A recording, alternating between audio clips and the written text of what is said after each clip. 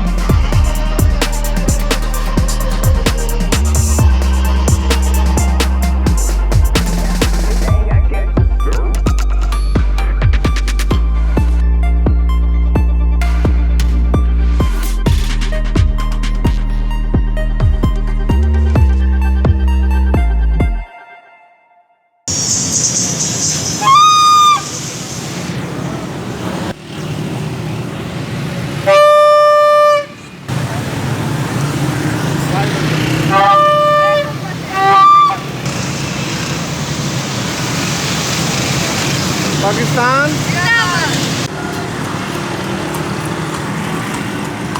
Pakistan Pakistan